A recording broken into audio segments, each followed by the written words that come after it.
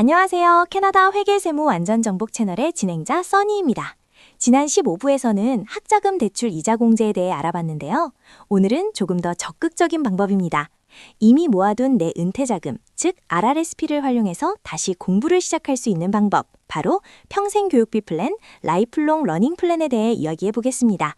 오늘도 역시 든든한 세금 전문가 영킴님 나와주셨습니다. 안녕하세요. 네, 선희님 안녕하세요. 캐나다 회계세무 완전정복의 영킴입니다. 반갑습니다. 영킴님, 사실 직장 생활하다가 커리어 전환이나 재교육을 위해 다시 학교로 돌아가고 싶어도 당장 학비나 생활비 걱정 때문에 망설이는 분들이 많거든요.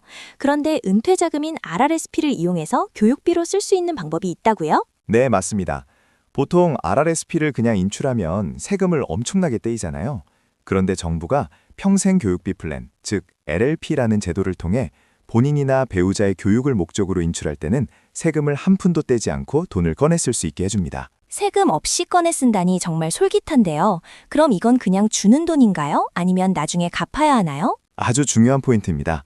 이건 정부 보조금이 아니라 내 RRSP에서 나에게 해주는 무이자 대출이라고 생각하시면 됩니다. 꺼내 쓴 돈은 나중에 정해진 기간 동안 내 RRSP 계좌로 다시 채워 넣어야 합니다. 즉, 상환 의무가 있는 거죠. 아, 내 미래의 지갑에서 잠시 빌려 쓰는 개념이군요. 그럼 얼마나 빌릴 수 있나요? 한도가 있겠죠? 네, 한도가 있습니다. 1년에 최대 $10,000까지 인출할 수 있고요. 평생 기간 동안 총 $20,000까지 꺼낼 수 있습니다. 연간 10,000불, 평생 한도 총 20,000불이군요. 그럼 이 돈은 꼭 학비로만 써야 하나요? 아닙니다. 그게 LLP의 큰 장점 중 하나인데요. 자금의 용도에 제한이 없습니다. 학비는 물론이고 교재비, 생활비, 교통비, 심지어 렌트비로 써도 무방합니다. 전일제 교육인 풀타임 프로그램에 등록만 되어 있다면요. 정말 유용하네요. 그런데 본인 말고 배우자가 공부할 때도 쓸 수 있나요? 네, 가능합니다. 본인뿐만 아니라 배우자나 사실혼 파트너가 학교에 갈 때도 내 RRSP에서 LLP로 자금을 지원해 줄 수 있습니다. 단 주의하실 점은 자녀의 교육비로는 사용할 수 없다는 겁니다. 자녀의 경우는 RESP인 교육저축 상품을 활용하셔야 합니다. 자녀는 안 되고 부부끼리는 가능하다는 점 기억해야겠네요. 자, 빌려 썼으니 갚는 얘기도 해야죠. 상환은 언제부터 어떻게 하면 되나요? 상환은 인출하자마자 바로 하는 건 아니고요. 보통 학교를 졸업하고 2년 뒤 혹은 첫 인출 후 5년 뒤 중 빠른 날부터 시작됩니다.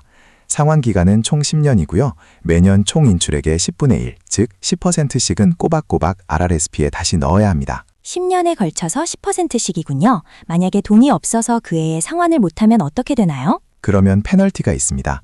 그 해에 갚아야 할 최소 상환액만큼이 나의 소득으로 잡혀서 과세됩니다. 즉, 세금을 내야 하는 거죠. 그리고 그 금액만큼은 RRSP 한도가 영원히 사라지게 되니까 노후 준비에 손해를 보게 됩니다. 역시 꼬박꼬박 잘 갚는 게 중요하겠네요. 신청하려면 어떻게 해야 하나요? 은행에 가서 그냥 돈 달라고 하면 안 되고요. CRA 양식인 RC96이라는 서류를 작성해서 거래하는 금융기관에 제출해야 합니다. 그리고 인출 후 다음해 3월까지는 학교 등록을 마쳐야 한다는 조건도 꼭 지키셔야 합니다. 네, 커리어 업그레이드를 꿈꾸는 분들에게는 정말 든든한 사다리가 되어줄 제도인 것 같습니다. 자, 오늘 16부 평생교육비 플랜 편은 여기까지고요. 다음 17부에서는 학생분들이 가장 기다리는 소득이죠. 세금을 내야 하는지 항상 헷갈리는 장학금 소득, 스칼라십 인컴에 대해 명쾌하게 정리해드리겠습니다. 영킴님, 오늘도 알찬 정보 감사합니다. 네, 감사합니다. 써니님도 수고 많으셨습니다. 현재 유튜브 동영상을 시청하시는 분들에게 혹시 캐나다 세금과 관련해 문의하실 사항이 있으면 현재 화면에서 안내되어 있는 이메일 주소로 언제든지 연락주세요.